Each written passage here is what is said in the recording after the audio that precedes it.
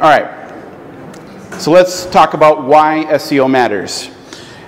SEO is a way in which you organically grow a business, okay?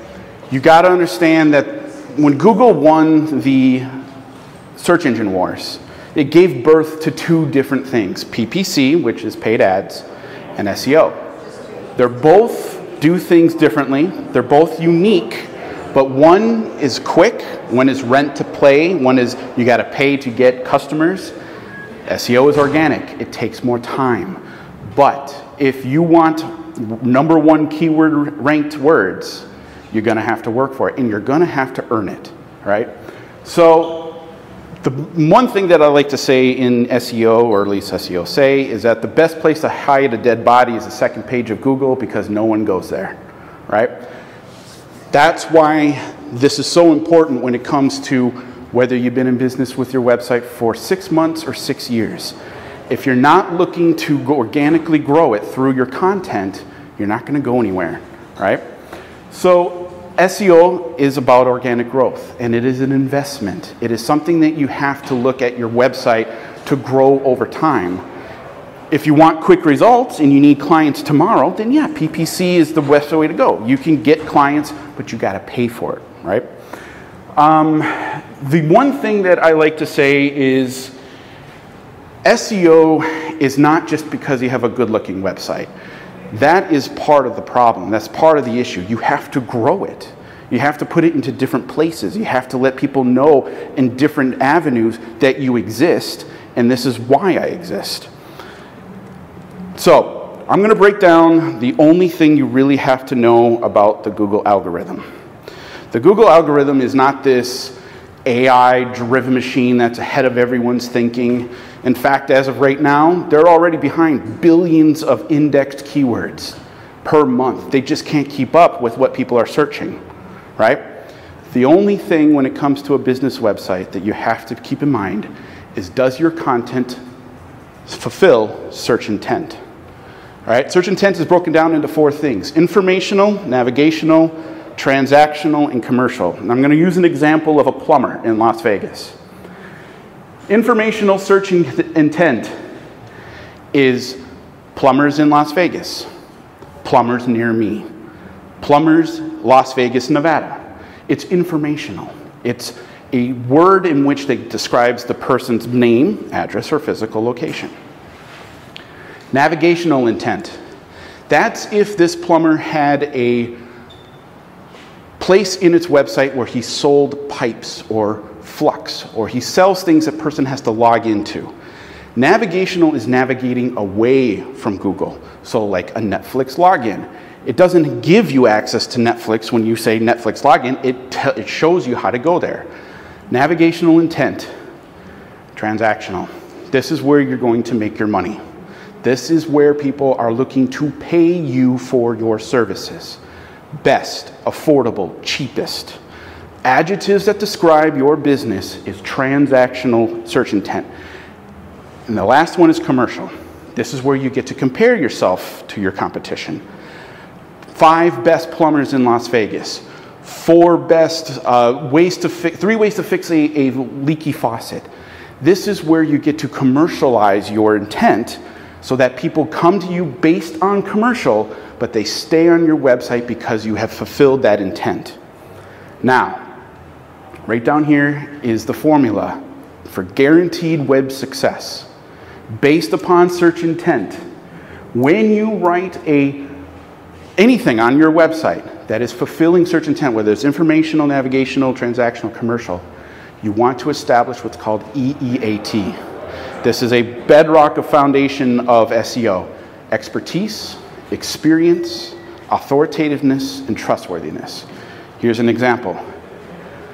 If we were looking at plumbers in Las Vegas, you want to rank for best plumber. I've been a plumber for 15 years. Because I've been a plumber, I'm one of the best experts in Las Vegas. Because I'm an expert in Las Vegas, I'm the authority for getting plumbing issues done. I'm the most trusted plumber in Las Vegas. Question? How does Google know that? Like, you know it because you're a plumber. But how does Google know that? Okay, so the way that it works is there has to be a placement of the search intent keyword along with the EAT, right? So if we were looking at your homepage, you don't want to just say best plumber in Las Vegas. You want to add copy that supports that. Even with your socials, I'm the best plumber in Las Vegas for the last 15 years because I've done this. EAT goes to everything except Google. It goes to Facebook, it goes to Instagram, it goes to YouTube. All that stuff, if you establish EAT in your posts, in your content, it gets pulled in. You rank on their platforms along with Google. So the way that, another thing to add on to here, because now we established search intent, EAT, is AIDA, basic sales funnel. Attention, interest, decision, action. I'm going to break it down for you. Attention and interest, that's your social platforms. That's all that they do. I do this, want to learn more, click on this link. The decision is your web page. If you look at your web page and it still talks about words about awareness and interest, you've missed the point. People are coming to your website to make a decision. What is the decision you want them to make? An action. Call me, email me, get on my email list, something along those lines. You're cutting out attention and interest and focus on decision and action on your webpage. But sometimes we see this, and I see this in audits all the time, where the beginning of the webpage, they talk about how awesome they are. They talk about, hey, I do this and I've done this for this long time. They got pictures of their dog and their vacation, and it's cut that out. Get people to come to your website to make a decision as efficiently as possible, right? And the last thing is sell an emotion. All major corporations in this world sell an emotion. Amazon sells convenience. Disney World sells family memories. This place sells memories too. Las Vegas is built on selling an emotion. Whatever your business is, what is the emotion that you're selling? If you incorporate all of this together on your website, in your posting, in your videos, you are forcing Google to rank you. It really is not any more simpler than that. So moving on, is there any questions about this? With your website, like when Google is crawling through your website, are they looking also at the links that you're also putting into? Yes. Your social media? Right, so that's an intermediate SEO concept, right? It's called internal linking or backlinks, right? Those are ranking factors. And I'm kind of touch on it on this, but this is more of like the bigger picture type of thing, and I'll probably do one on internal linking. Internal linking, basically the way it all described internal linking is if you have a website and you're building a blog, and that blog starts to get visits, if there's no linking on that content to your homepage, then you're missing out the opportunity for someone to go to your homepage based on the content, right? So that is also a very important part of SEO, is making sure everything is kind of automated, right? You're using that content to get people to go down this rabbit hole, which will go down to this page on your website. And honestly, when you do it once, you start to build these things and this network within your website that gets person from point A to point C, which is called the action. Yeah. When I've done different marketing campaigns, I would have, like, say that either the social media or whatever the lead generation to a sales page. I never sent it to my website because there's places they can go. Whereas Right. a sales page, they're a captive audience to just be on that page to make a decision. I've never linked any of my stuff to my actual website. Only sales pages. Right, which you can build in the PPC. And the only thing I would say is if you're going to have a PPC campaign that goes to a sales position. Well, it doesn't have to be PPC. It could be organic too. Like if I'm doing a launch and whether it's public speaking online, I'm driving people to a sales page. Right. Or my social media is driving people to a sales page if I'm doing that campaign versus a website. Well, and for a lot of people, the website is what they want people to come to first, right? That's the end result. I mean, whether it's a page before the website, if you're converting on actions, like they can purchase from the sales page. But a sales page is a sales page. A website is a complete understanding of the decision in which they come through, right? It talks about us, contacts, socials. Yeah, exactly. That's why the web page itself would be something advantageous for coming to, right? Because then they can make that decision based upon the fact that they had interest. That home page has a lot more information, and it actually is the forefront of their business, right? It does the work. Right? So a sales page, I mean, if a web page isn't going to do the work, right? If it doesn't create a decision, which creates the action, then on-page SEO is irrelevant because it's just the high bounce rate is going to go through the roof, right? People will just click off because either they're confused or they don't know what's going on. Isn't that true for most websites? Absolutely not. I mean, websites have to. Websites don't convert. It's certain pages that convert. The one that should convert the most is the homepage. I mean, that's the one where we focus the most attention on, right? So, moving on. So, one of the elements of SEO is local SEO. If you have a brick and mortar business or you're working in a service area, local SEO is probably the best thing you can do to get clients within a reasonable amount of time, a few weeks, right? Some Google My Business profiles you can't make.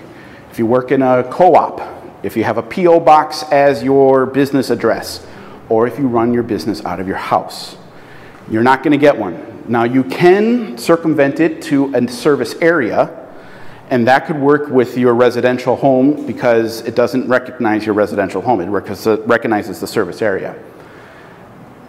Local SEO is one of the elements of SEO where you get to learn more about your business and yourself than any program on any form of SEO. Here's an example. 1 to 3 star reviews. Everyone loves the 5s and the 4s. But if you get a 1, what do? Well, I'll tell you what you don't do is you don't argue with them. You're not there to argue with someone that had a bad experience, period. But what you do have is an opportunity to take that 1 and make it a 4 by reaching out to them. And now you get to understand that this is not a bad thing, but it's an opportunity. You have an opportunity to face a customer that has already had a bad experience and work with them to have a better experience. What does that do? That gives you customer retention, customer service, and more importantly, you get to learn your objections. If you know what your objections are in your business, you're way ahead of a lot of other people. And you get to do that with a business profile that's for free. Now, along with the business profile, you have to be careful of your photos. You want to use high definition photos. You want to have at least one that's a high definition photo of your logo. If you have a brick and mortar or an office, one of the photos should be inside the office when they open up the door. I'm going to give you an example that was a case study that I read, a week and a half ago. So, SEOs are nerdy people when it comes to this stuff, when it comes to data and what converts and what doesn't convert. And here's the situation. There was a search for toy cars in Vermont.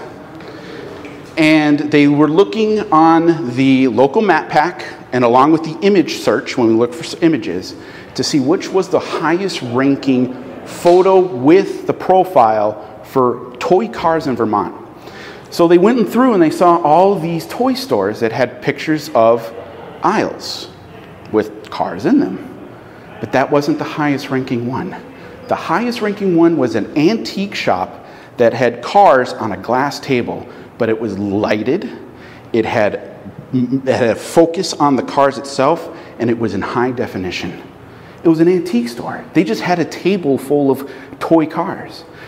The photos is so important when it comes to your Google My Business profile because your customers are going to see it. So you better take the time to make sure that it's high definition and that it's relevant to the business. Okay? Again, Google My Business profile is free to set up. It takes maybe a couple days to get all the information set up, make sure that your hours are right, make sure that you have all the attributes answered, make sure that you have good photos, that you have your website on there, and more importantly, your socials. Because if your socials are on there, people can actually see, go to your Facebook page or your YouTube channel. Any questions about that? Yes? Balancing HD photos with speed of your website. I don't know. Yeah. So on your website, at least in the SEO world, you want to stay away from movies. You want to stay away from rolling GIFs, because one of the elements of on-page SEO is page load speed. That is a ranking factor, right? That is one of the highest ranking factors. It may run well on desktop, but does it run well on mobile?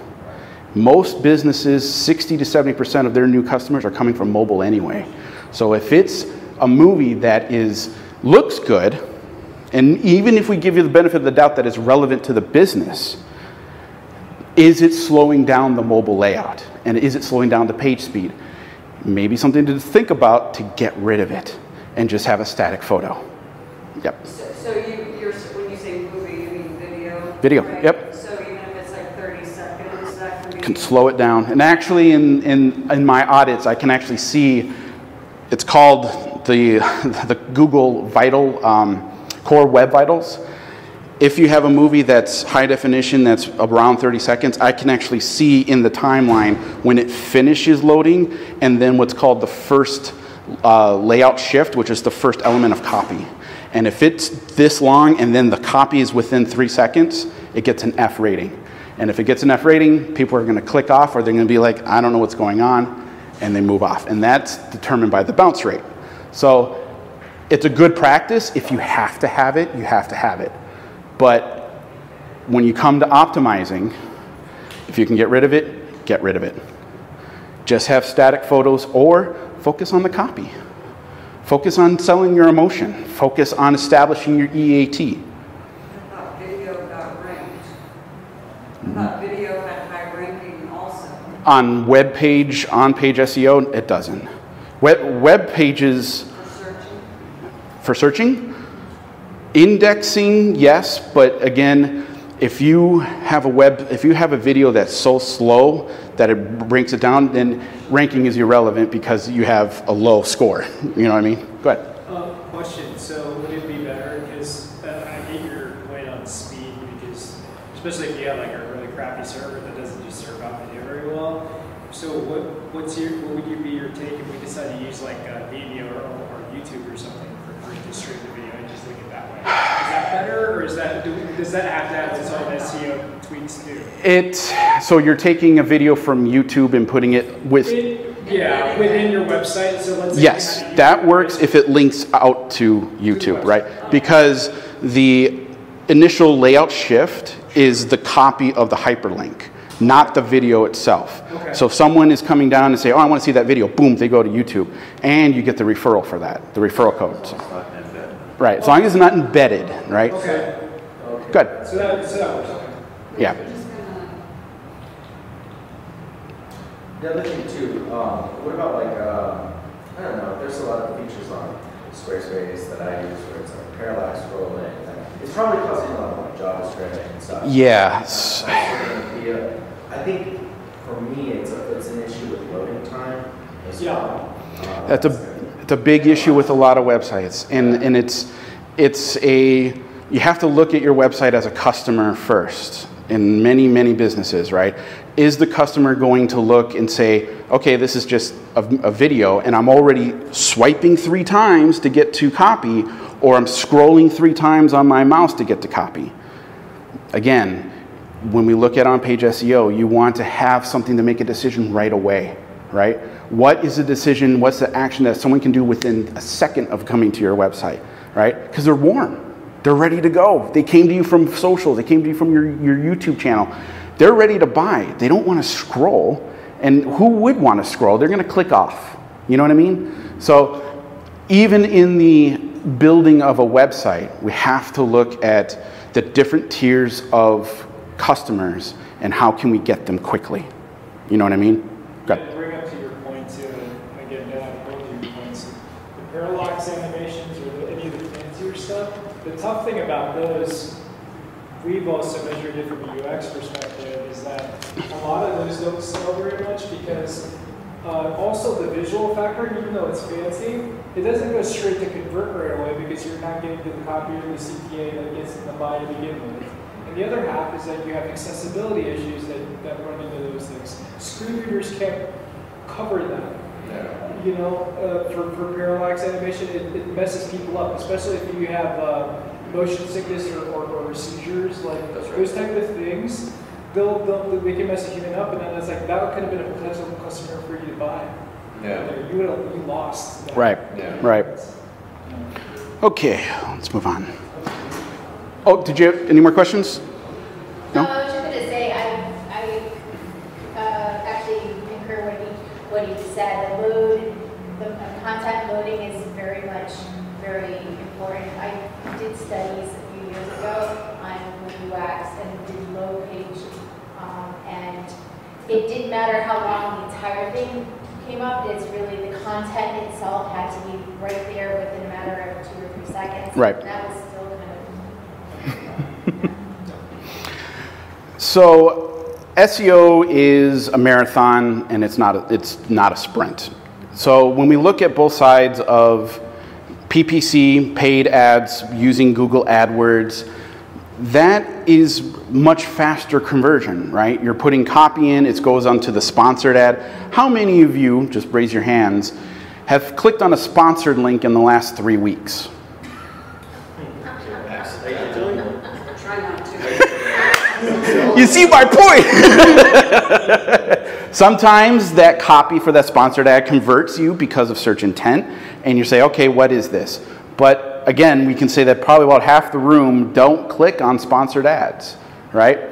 And that is a very interesting numerical experiment, because why does that side of the business exist? 70–80% of most sponsored ads aren't clicked, right? Which means they live within a realm of 30%, but they push it way down. They get you to 100,000, million audiences, and that 30% actually starts to make money and it converts. SEO is the opposite. If you have an optimized on-page website, you will convert 70–80% of the time, right? If you have content on your website that fulfills search intent, you will convert 70–80% of the time. It is both sides. It just works that way, right? So the problem that I get, or at least a question I get a lot, is what is the ROI of SEO? And I'm gonna give you the answer, and then I'm gonna explain it on the next slide. The problem with ROI, if you invest in SEO, is that sometimes the web page isn't at the point for SEO yet. There are so many problems on the technical side. You have orphan pages, right? Pages that are just there that don't link anything. You have a slow load speed. Your content doesn't convert. Your call to actions don't go anywhere. So we can't talk about ROI until we get you to a basically qualified level of SEO, right? So this is an illustration of how SEO works. This is the journey of a plant. This is your business website. Nice little seed. And you put it into the ground, you cover it up, and you give it water, you create the atmosphere for growth. The soil is Google. Now, moving down this way, the top of the plant, that's your socials, that's your YouTube videos, that's your PPC ads, all the things that you see as your business on the top of the plant, right? You might even be bearing fruit. You might be making money with your website. SEOs care about the roots. It's the stuff that you can't see that you might be here as a plant. You're getting people to come and call, and you're getting conversions, you're making money. But the argument is that might be that referral towel that's nice and wet, and eventually it dries out. But you're still growing. But your SEO is right here, right? There has been no one to look at the SEO of your website. How is your keyword research doing?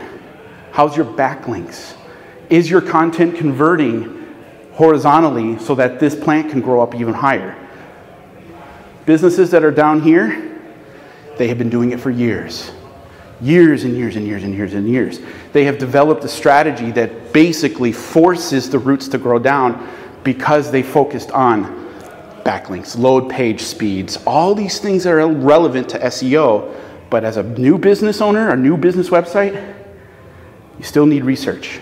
You need to have a strategy. And that strategy comes with growing your website. What is it that you are different than your competition, right? Now, I see this a lot when I do industry analysis for local businesses here in Vegas. And this might be something that you come across too with your business website, where you look up one of the core industry keywords, plumbers, real estate.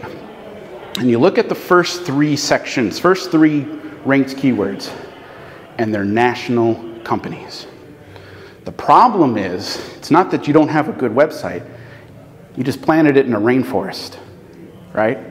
It's not the end. It's not like you have to leave your business, but you got to understand that there's an element of already cascading plants around your business website that you're going to have to look and study your competition to see where you can beat them. Every company can be beaten in certain things, especially the bigger the company, the more that they had to push other elements of their business away. And they may not be selling the emotions that you're selling, but you can sell that emotion. And that creates an axe, that creates a vine that can wrap around that competition, and you can grow it based off that. Okay. Any questions at all? That's the end of it. What else were you saying? It's like canopy versus roots. So social media. Social media, PPC, your YouTube, anything that. And again, the point of the argument is that SEO is technical. It's competitive analysis. It's keyword research.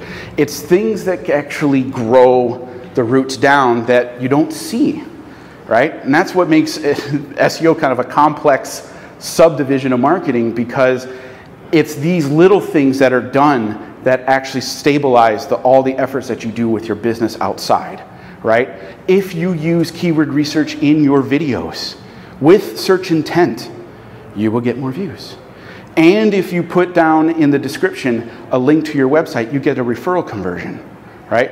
Some people just have videos to have videos. They have some kind of idea of what they want, but without the research, without the actual hardcore SEO keyword research.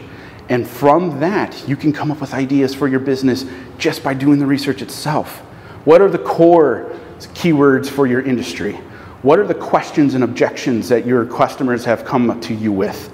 Make a video, make a post, and then link it back to the place in your website where you talk more about it. FAQs are huge. FAQs, you literally can take your objections and answer them in the front of your page and defeat any objection moving forward. And underneath that FAQ, you put a call to action. All of it can be systematically engineered to convert if you understand where you want your customers to go and you understand their journey, right? That's why SEO takes time. This is a long process. From here to there, in many industries, it's over a year of consistent, competitive research and analysis. But in that year, you will have an excellent understanding of where you are in your business, right? Question? So let's say you do the research and somewhere, let's say stage 3 or 4, you realize you need to pivot. How much damage does that do to your SEO if you need to pivot? It depends on the pivot. And is it a pivot in the design of the layout of the website or the socials? Is it a pivot in the selling of emotion? There's a couple things. Yeah. Okay, so if you're pivoting in the sales of emotions, not much changed, right? You're changing copy, right? You're changing the persuasion in which you're writing your homepage on, right? Or your content for your page. Not that big of a deal. But if you're changing your look, logo, website layout, you might be going back a couple steps. But you can get there quicker because you already know what you need to do, right? You've already established the fact that, well, it didn't work this time at this place. I can come back here and maybe move forward. You know what I mean? Yeah, because I was looking at it from a framework, from a cataclysmic standpoint. Let's say, for instance, I run a business, and I have someone who once built this up to a particular stage, and then that person leaves or gets fired, someone else comes in, has a different vision for this, and can totally screw this based on a different philosophy. Yeah. That's definitely a risk, and it's definitely, there is no SEO answer for that. If it's going to happen, and it will go back, but lessons learned from the first time, you might be able to circumvent a lot of that growth to get you where you were before. Got it, okay. So basically the bounce back is faster, even still. Yeah, because look at the lessons learned. You know your customers, you know your content, you know your socials, you may even know your PPC at that point. You may even say, you know what, because we pivoted, I can work on that keyword, right? I can work on this keyword stack. And now you're accelerating that process. You know what I mean? Oh, so it's like, it's very reminiscent of muscle memory, or that's why it's great that you have this example, because it's regenerative. Right. Right, and it's lessons learned. That's what we do as business owners, is we learn our lessons. Failure is a good thing, right? We learn more in the failure than having 5 stars for 100 views, right? Yeah. You want that one so that you can work on developing yourself as a business owner for the reciprocity of a better experience with a higher rating, right? Yeah. Let's say you have like, so like one thing that I've been thinking about is like connecting my Google Maps, like reviews, to my own website. Yep. For some reason, those reviews got a lot of traction, and like creating that connectivity, like you're saying, adding a website to every comment, so that way it yeah. potential. Like what else should I be thinking of with other websites built on SEO? What is your industry? What's your industry? Wine and liquor distribution. What was that? Wine and liquor distribution. Wine and liquor distribution. Yeah, I do a lot of like wine education, and eventually it's scaled to. Excellent. There's a lot of different strategies with that, because you get to have a lot of commercial intent, search intent, and a lot of transactional, right? When it comes to establishing your Google My Business profile, do you have a brick and mortar, or are you a service area? Just, it's like the whole point is to not have any overhead. I want to be a website, provide service. Okay, so you want to focus just on content, basically. What's the best wines for this? What's the best liquors for this? Right, and a lot of it is going to be connecting the dots. So I'm a service that connects people to the right guild for certifications. Okay. How to build that, creating crossing amongst that, and space for knowledge. Yeah. But I noticed that with that, I don't have to start a whole blog in order to build SEO. If there's a way that I'm already doing it with Google Maps, maybe Yelp, to tie it all together. Yes, Yelp has got its own issues. I mean, Yelp it's basically becoming PPC without it really saying that it's pay per click, right? All those little attributes, the logo and your reviews, you got to pay for it. However, it might only be the only situation you can get, because you can't get a Google My Business profile. You may have to you got to bite it on one end, right? When it comes to content that is deliverable to people that want an experience, again, sell the emotion. What is it that you bring to the table that your competition, who you probably know already, what do they don't do? What is it they're not talking about, right? Building just on that alone, without having to do the keyword research, without having to look at, what's the biggest blog on or content generator for wine in the first place, right? That's the first steps to beating them at their own game, right? And then you talk about it, and then you expand on it, right? Google Maps is not going to be for that. Google Maps is about a local conversion based upon their needs and the services or the products around them, right? Google My Business is the only way you'll get the near me keyword. That's what they rank you for, right? So having a brick and mortar, having a service area, right? Content is huge for you, right? The other thing that people miss out on, and this is a new development, or kind of, sort of, Reddit. Create a Reddit, right? Don't sell on your Reddit. Establish your EAT on Reddit. Like Quora. Right, Quora and Reddit. So if for you, for wine and liquor content, sign up and join every single Reddit that has to deal with wine, liquor, spirits, pairing, and add your 2 cents to everything. The reason is because Google has purchased multiple times, and they will do it again, the content from Reddit, and they put it into the search results. You can rank just for your Reddit account without even really having to worry about all the other stuff of your socials. Just that alone. The reason is because Google knows search intent is derived from humans talking to humans. It's not AI, right? They will reward humans talking in human language to other humans on their platform, but AI is starting to fill in the gaps. And it's not working because that's why they have to keep on punishing AI-generated content. You can circumvent that by creating a Reddit page. Now, here's the other thing, and I'll get to your question, right? Establishing a Reddit profile. After a little while, after about 6 months, you create your own Reddit, and you invite people to come and comment on your own Reddit. Now you have multiple layers. You have the content that you can control, you have the profiles that you can reach out to, and you have complete control of where this subreddit is going. You're cooking with gas at that point. At that point, you are way ahead of most of your competition because they don't do that. They're not doing it. But the thing is, in the SEO world, we're starting to see that a lot of these platforms are not being utilized to their best ability, and all it takes is just a little bit of work. The other one is Pinterest. Pinterest has been sat on for years. If you sell a product and your product audience is women, married women with children between the ages of 25 and 45, you put Pinterest into your repertoire of posting, this is why. Most of that audience, from Friday night to Sunday afternoon, their audience skyrockets in Las Vegas. Skyrockets.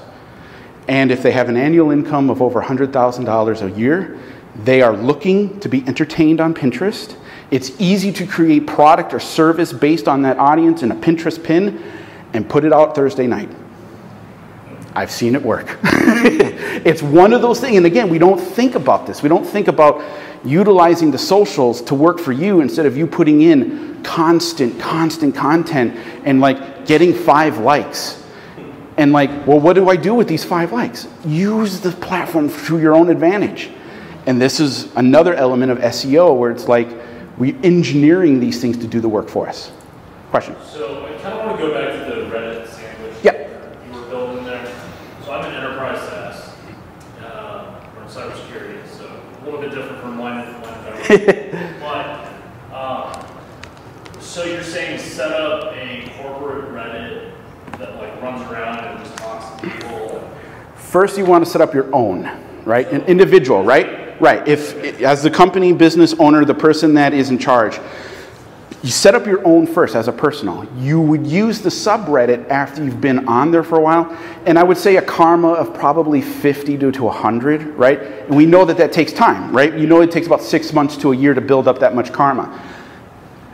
When you create that subreddit, now you can start pulling in what you know is the content that converts from your karma into your subreddit. And now you get a nice long list of people that have agreed with you before. Go ahead. Okay, so just to clarify, you're saying create your own separate subreddit, not moderate someone else's, not like co-contribute someone else.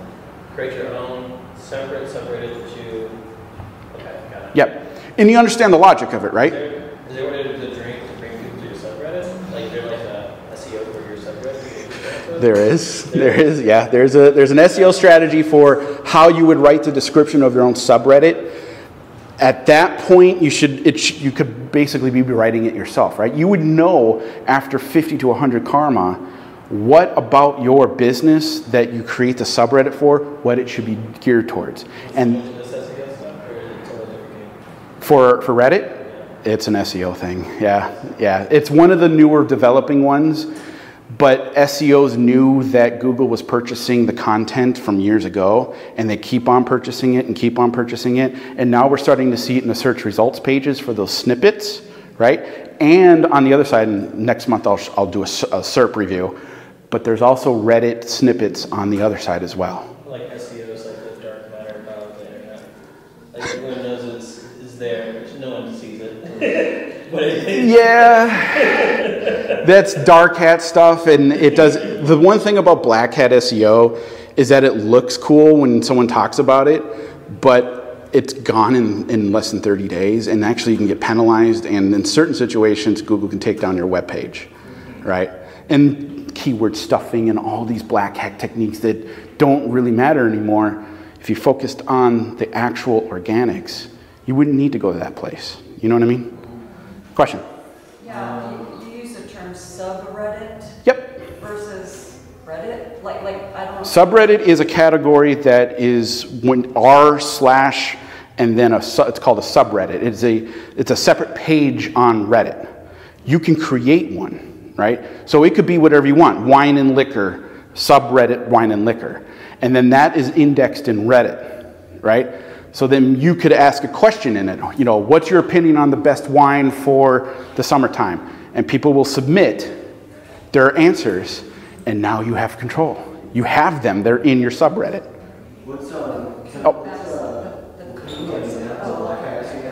I'm sorry, can you say that again?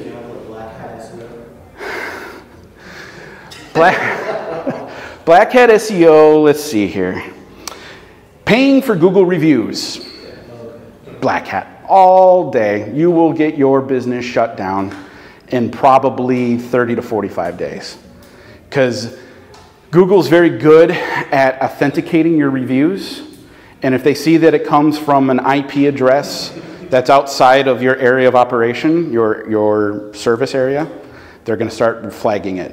But you wouldn't use it on your website, or you wouldn't use it on your website, you would use it on like your socials, right? You wouldn't use it because they wouldn't. Right, I'm only talking about Google. Now, you can pay for reviews on Facebook. You can pay for reviews on LinkedIn business pages, stuff like that. But don't do it for Google. It's done. And I've seen it, and it never works. Two points. Yeah. The first one is how far in advance would you plan posts for SEO in order to maximize your monetization? Depends on the industry, but generally here in Las Vegas, it's about a year, right? That's to be competitive and probably beat 30 to 40% of your competition. Again, it comes down to research. It's always, SEO is really derived from research first. What are the keywords that define your industry? What are the audiences of your industry? What do they like to do? What are some of the commonalities of your audience that you can use to get more keywords? Once you get that list of keywords, you write copy around it. You systematically put it into a place on your homepage that converts at different levels, right? Warm, medium warm, cold customers, right? Again, it depends on the industry. There are some industries, I'll give one right now. Personal trainers. Personal trainers in the SEO world is an untapped resource. The people that have personal training websites sell them as a personal trainer. There is a laundry list of emotions that they don't sell. They sell health, sexiness, usefulness, getting in shape, but they don't talk about stress management. They don't talk about a journey. Those are elements of emotion that are completely negated by that one industry. A personal trainer that does that opens up a bigger net. You see what I'm saying? And did you have a second part? Right. To bounce off the cybersecurity industry, the sector, should anyone market themselves as a cybersecurity expert without industry experience in private sectors or even the government? Should they? Have a diploma and they have certifications. I will, in the SEO world, this is something that I deal with too, you need case studies. You need to be able to prove to people what the problem was, what you think the solution was, and what the result is, right? Whether that being in cybersecurity, and to be honest, the diploma and the certifications are important in that field, but people, if you look at your website as a consultant, they want to buy results, and they want to be able to buy from someone that is competent, and competency is completely expressed by your case studies, right? I do this all the time. I have to have case studies. I cannot be a relevant SEO unless I know what the problems are of the real world and clients that need marketing, and I have to be able to express what I did and what the results were. Cool. Any other questions? Oh, here we go. All right, you're in the seed. Your number, like, just started off. Yep. Like, what are you doing? Are you spending more time on SEO? What should you be looking at? Okay, that's an excellent question. Before you even start the seed of your business, you're going to want to look and see who already exists, right? If we were talking about law is inundated with so many different elements of sponsored profiles and sponsored ads. It's overwhelming, right? Well, that might be what your business is. But is there some kind of element of law that you can extend that keyword to, which is called a long tail keyword? Law consulting, law services, something that actually takes you away from that gigantic forest of a search results page and puts you into a more competitive element, right? So like for wine and liquor, right? You're going up against people that actually have brick and mortars that are selling wine that happen to have content, right? What is it that you're doing that's different? What is the experience? What's the emotion? In that realm, now you get to develop, first of all, your voice, the path of the business, and you're starting to just germinate at that point. What is it that's going to cause this little root to grow that you can build off of over time, right? And it may change. You may think that today it's about this. After 3 months, customers are coming to you, people are reading your content, but they're reading more of one content than the other. But even then, like as a new business, so that content is still the canopy. You're still building that. Yep. So in a sense, like, you gotta go 50-50 in a sense, fuel that up so that way, I don't know, because we don't think of SEO all the time. Right. It's like, shit, like, should I spend all the time doing this, building all the tags and the metadata while I'm for every post. So here's what happens. We're build a pod and then harvest. Right. No, I get it. You're completely right. Here's what happens when you get to this stage. You just brought your website online. It's fresh. You can type in the URL and it goes there. Google does something to that website. They call it the sandbox.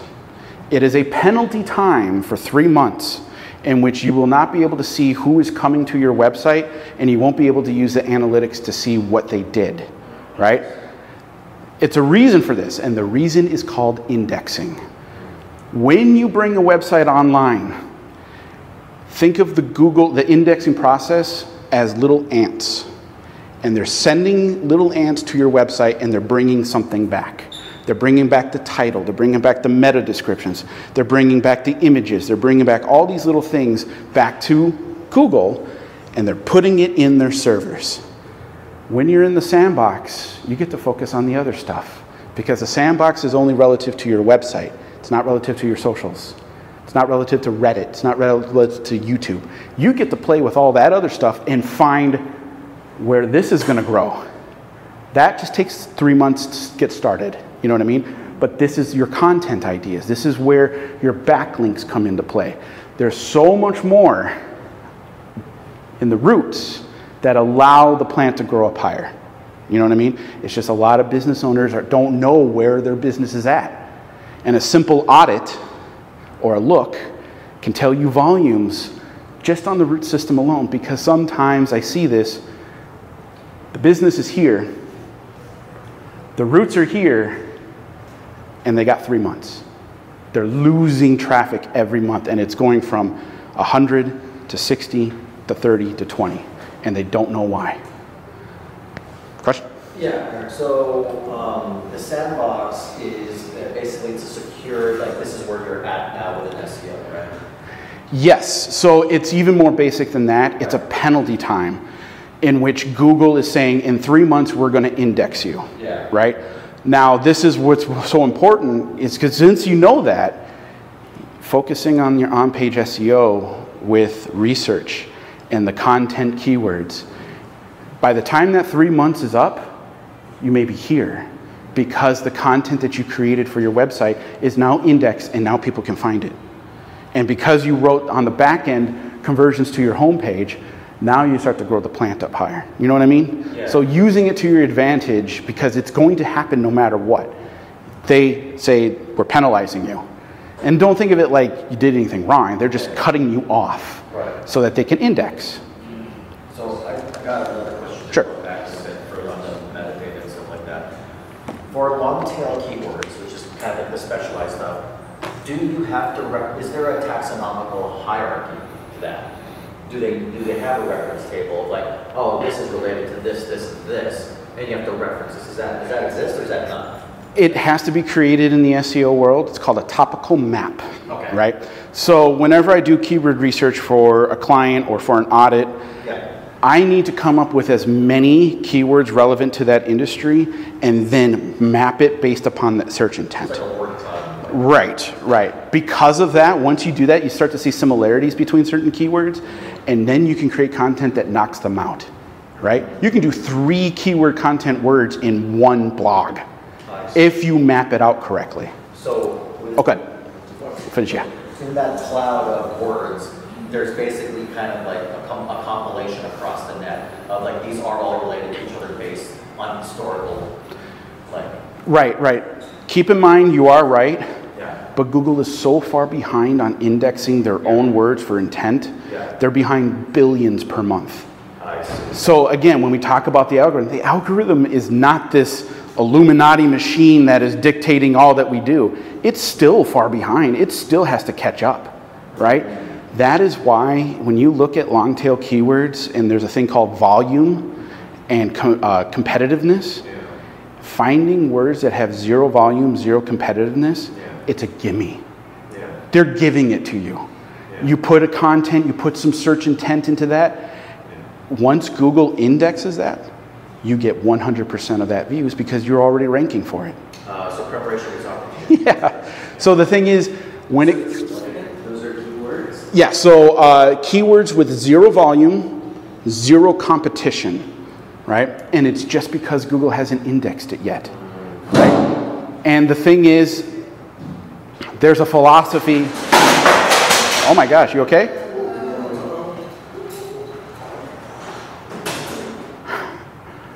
Welcome. We're playing musical chairs. So, back to your point.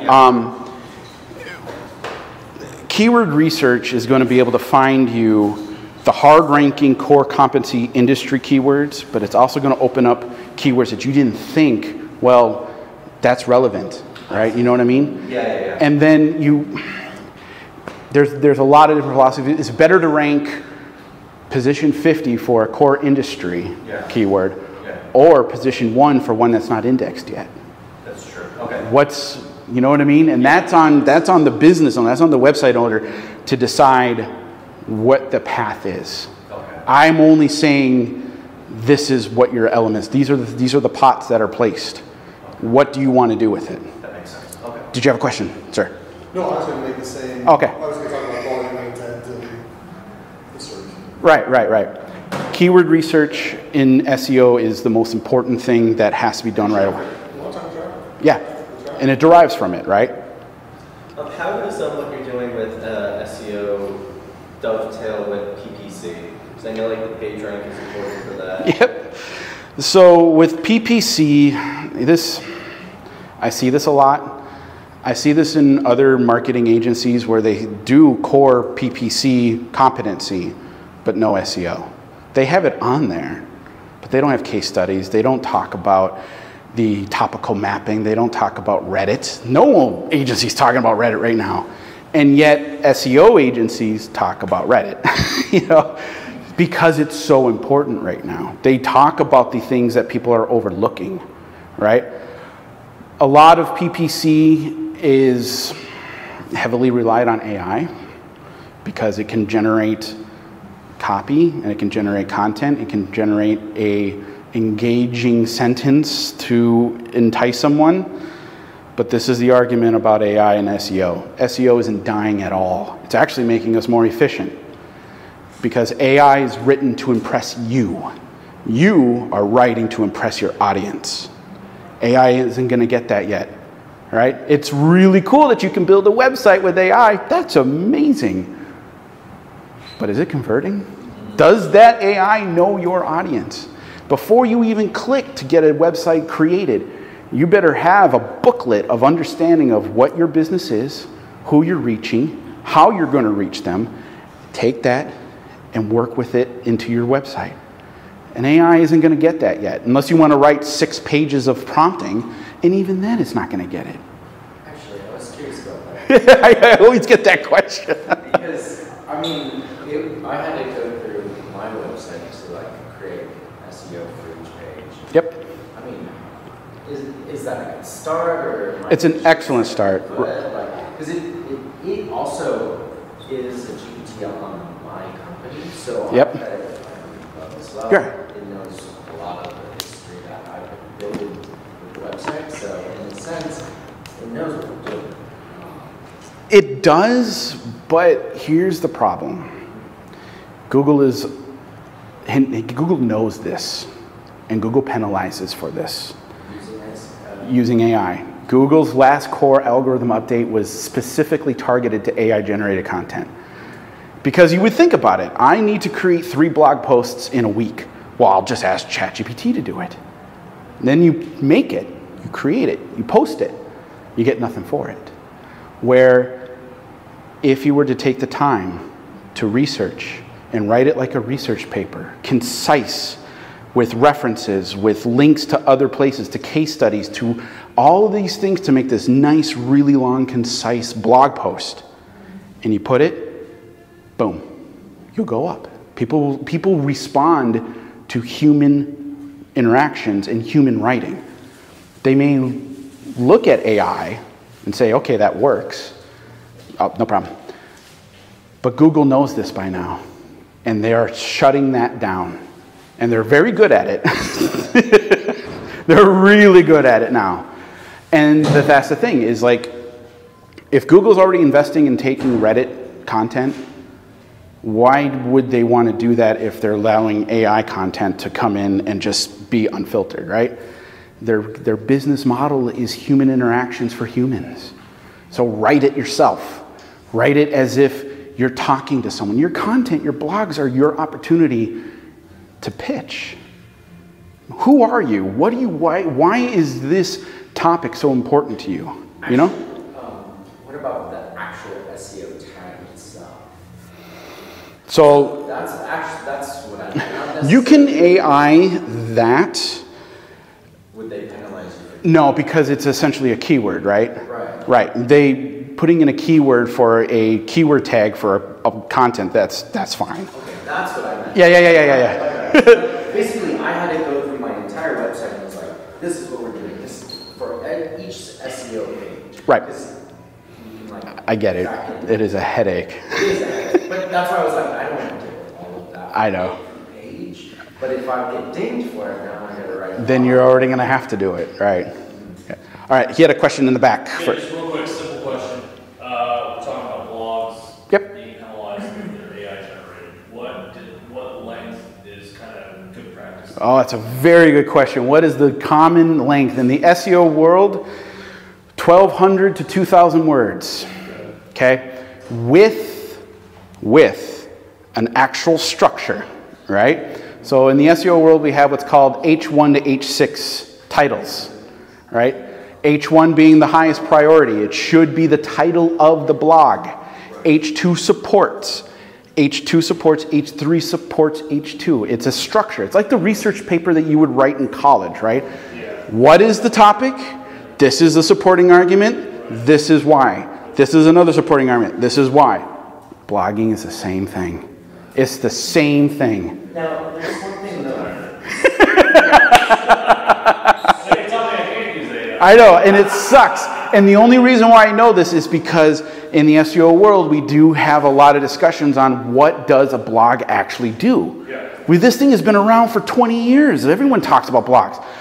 But what is the structure that is required? And that's it. 1,200 to 2,000 words with an absolute structure. And at the bottom, you have a reference page and you have a link to your home page.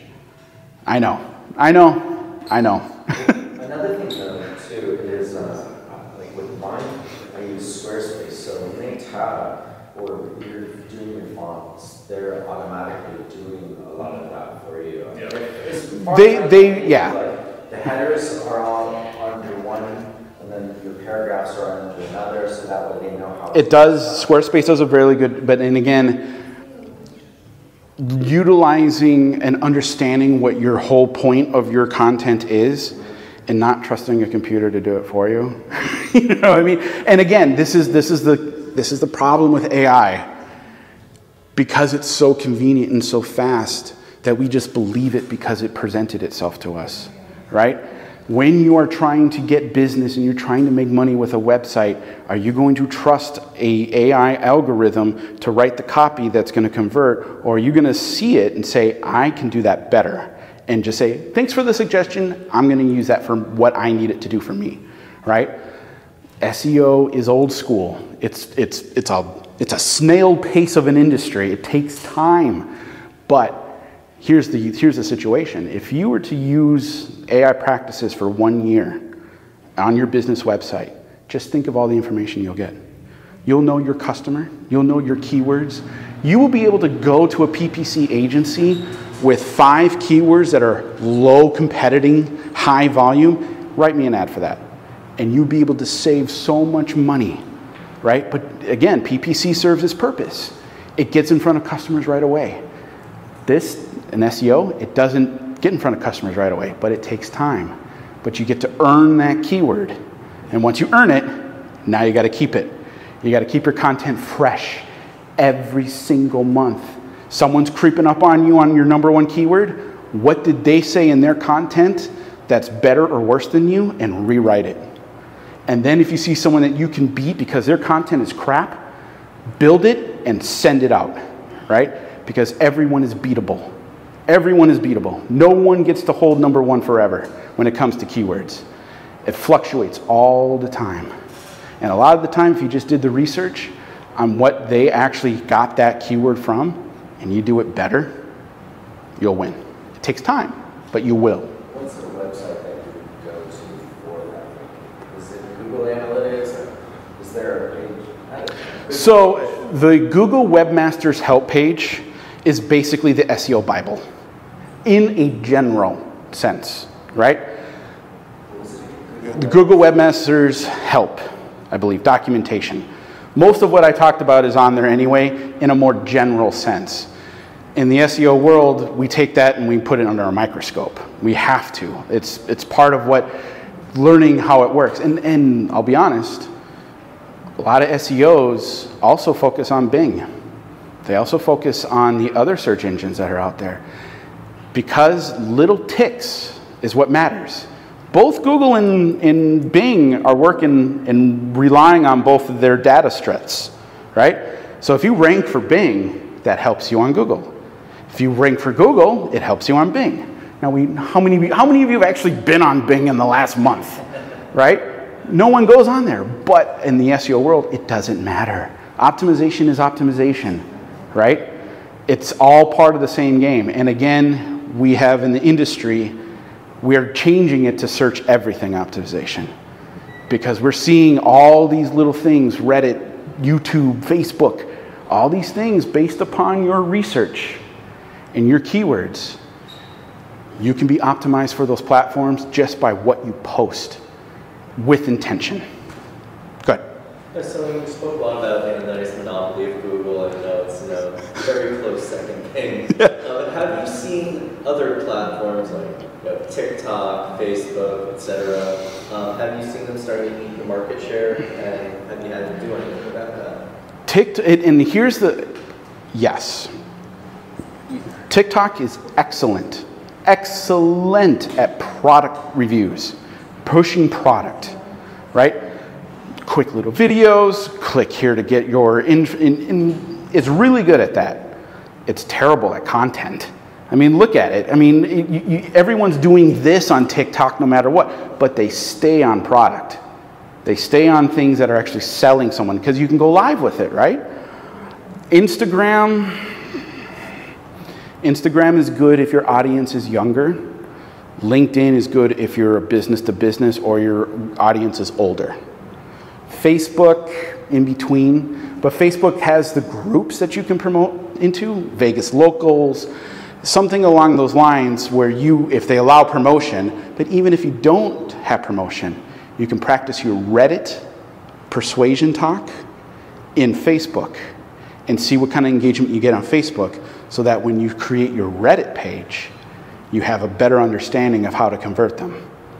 You see? So all of it's so weird that it's all juggling, right? But no one talks about it because they only say, oh, only focus on Instagram. Only focus on that.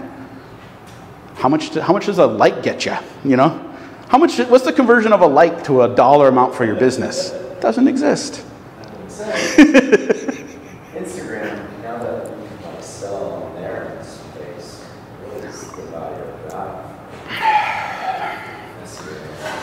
I don't know. Selling product on Instagram? Well, like for example, if I sell on my website and I sell on Instagram, I mean, a sale is a sale, but at the same time, if I'm selling on Instagram, it's slowing down my website because. And you're paying more. Yeah, you gotta give Instagram their cut.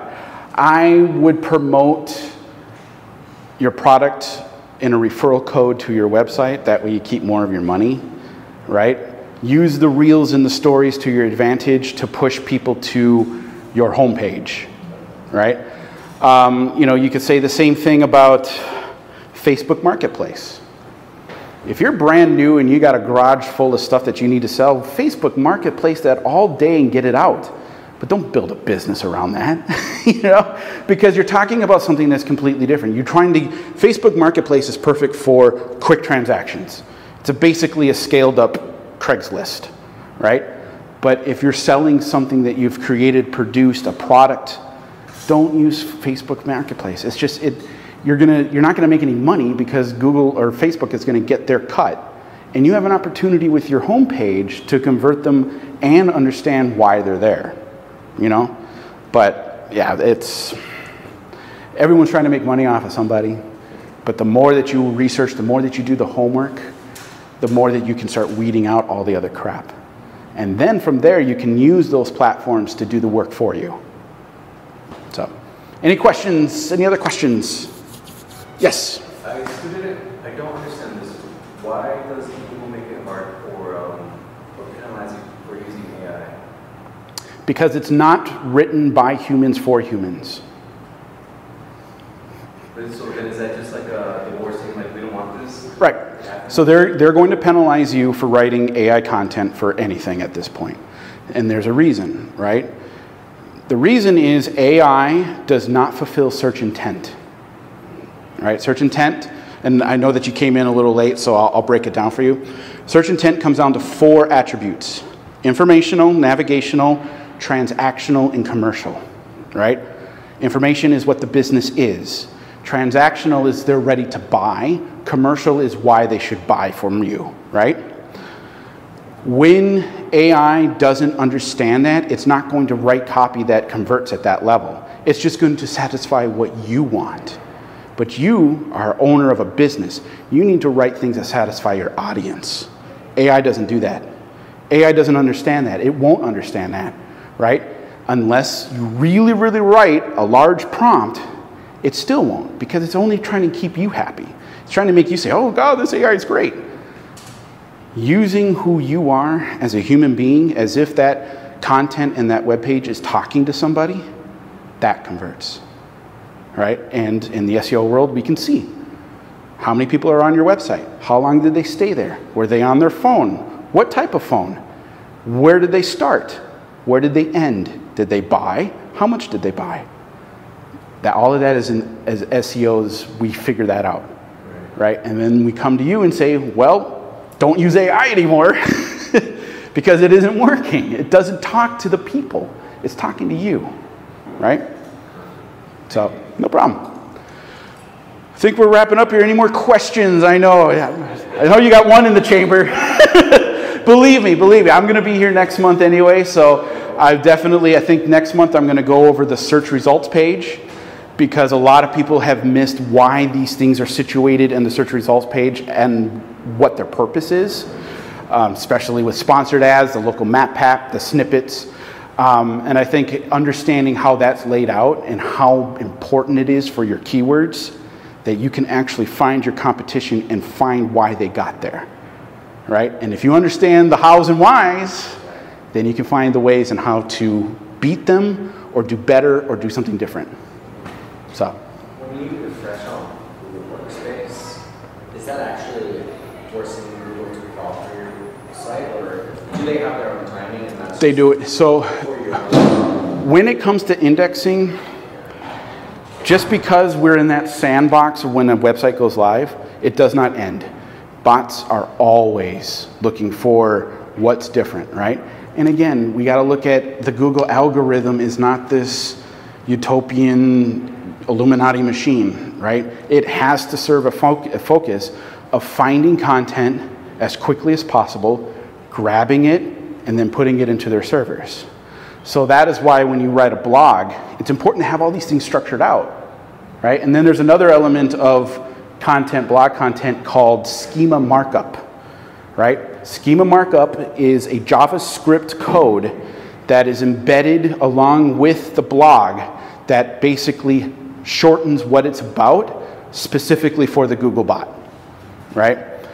It used to not be a ranking factor, or not important in the last few years within the SEO community, but there was a data dump 2 months ago, and all the SEOs were foaming at the mouth that this data dump from Google's algorithm came out, and schema was on the list as an important element to blogging. It's got to be there, right? Otherwise, you're waiting for Google to do the hard work for you. Whereas with that schema, you're throwing it at them. Say, that's what this is about, right? And there's schema for so many things. Your website, your local business, your FAQs can be schemaed, your blog content, recipes, how-to videos, all that stuff can be condensed into a schema, and you're throwing it. So for an internal application, how could someone get past paywalls, get past sign-ins, like Kerberos-based sign-ins, and or OAuth, and auth type sign-ins, to compile a bigger data dump to determine, okay, maybe this is my market, or this is content that could be used towards such and such. Is that something that's plausible ethically, even checking robots.txt? That's one I don't know, because when it comes to the data dumps, right? What we're talking about with the Google data dump and market research is something that has to be done organically in a way. You could ask AI to give you a market research report on what your business is. Is it going to be actually something that's valuable? It depends. But if you actually go through and you find relative databases or relevant research that's been done already, you'll be able to get a better understanding. And more importantly, you could go hit the streets and say, hey, this is what my business is. Do you think that would work? I'm kind of confused on the question on the data dump. What do you mean by that? Well, to be able to, like, let's say it's researchgate.com. If a person is querying Bing or Google or DuckDuckGo or whatever search engine that's compiled a list of things. I know many internal pages are withheld from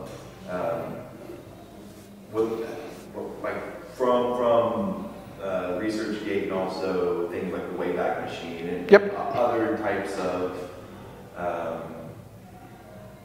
websites, even Facebook or Instagram, and social media. A lot of the content, it seems like, isn't out in the open anymore. That there's been like this huge switcheroo type thing where if a person types something into the search query, there's a limited data set that comes up instead of what used to be there. Right, so that's an indexing issue, right? So the one thing that you're talking about is that when you have content like Facebook, Facebook can close and open any page it wants, right? It's called a no image, no follow subset, right? That's a real that's a real underneath SEO term that if I don't want people to find my blog right now because I'm either working on it or it has some sensitive information that I need to work on, you can have what's called a no index, no image profile added to it, and then when the bot comes and says we're not going to deal with that. The other way you can do it is called the robot text file. This is an actual instruction file in the SEO world where we can actually put websites that we don't want to follow us. Now, would you be dumb enough to say google.com on that list? No, but you could say Bing, you could say no DuckDuckGo, you could say no Yandex, which is Chinese Google. You could go through these things and actually put it into the Robots text file to say, don't do that. Facebook, they do it all the time. They do it all the time. Facebook is a web page. It's not a search engine. It is the #1 web page in the world. What they get in backlinks, any one of them in this room would be millionaires with. They get billions of backlinks. They have billions of followers. They make so much money from it. So let's say someone's on Facebook and they want to implement the Facebook API to perform a search behind, like with their account. Would the account have to be, does the account actually matter? I would have no idea about that. That's Facebook. Again, Facebook is a web page. That's their own admin, programming, all that stuff. API for a profile access, not a clue. I have no idea how that works. The only thing that matters in SEO when it comes to Facebook is that it's a social platform that you can build your business off of, and more importantly, it's just a web page. That's all that it is. It is not a search engine. You can find things on there, but when you create a profile on Facebook, you have a profile on their web page. It is not anything other than what it is as a web page, right? Yes, they have a marketplace. Yes, they have videos. Yes, they have all these things. But at the end of the day, Google does something different than Facebook. Facebook sits in Google. Google hosts Facebook. That's it. You know what I mean? And it's along with the other ones. However, YouTube is a search engine. If you were to focus on either Facebook growth or YouTube growth, I would put all my money into YouTube. Why? It's a search engine. It's the #2 search engine. So let's say a new social media app comes out, like how Parlay came out, or even Blue Skies, the Jack Dorsey project to get rid of Twitter to Elon Musk. It seems like there should be a way to find the websites by performing a search with a crawler based on IPv6 and IPv4 addresses, so that that data could be acquired for SEO to be improved. There are better ways to do it than that. Way better ways.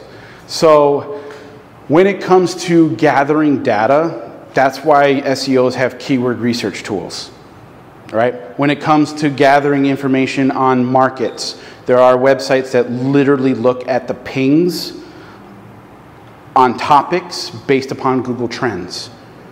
Anyone in this room that wanted to have a high-ranking content blog, the first place you go is Google Trends. Does the word or the element of what you're trying to write about, does it even trend right now? If it doesn't trend, don't write about it, right? If it's not something people are going to read, then don't write about it. But start with trend-worth words and work from there, right? Google Dorky, right? Right. Google Trends is right on the Google platform. You can type in, I think they have up to 6 prompts right now, 6 words, and it'll give you a nice little graph from 5 years to 5 minutes as to what that word is actually trending. And if you scroll down, it'll show you where in the United States it's trending, and it'll show you subsequent words based upon that trend word and the percentage of trend that that has. There's no other way. That's the first place to go. Now, if it's something that's important to you, a word that's important to you, and it doesn't trend, well then expand the net. What other words can be used in your search for a trend that gives a nice little spike? And then you do research, reverse engineer it to say, okay, if it spikes every 3 months and now it's on a down, I should probably write it now so that when it picks back up, I can get that share. So you got to understand patterns, you got to understand graphing, you got to understand statistical analysis at that point, or you find an SEO to do it for you. So, any other questions? I know you guys, this was a fairly longer, and I know people got bored or they heard all they needed to hear, so they left. This is great. All right. You're presenting next one? Was it? Yes, I'm going to be rotating every month. I appreciate you guys sticking out for the last of the last ones.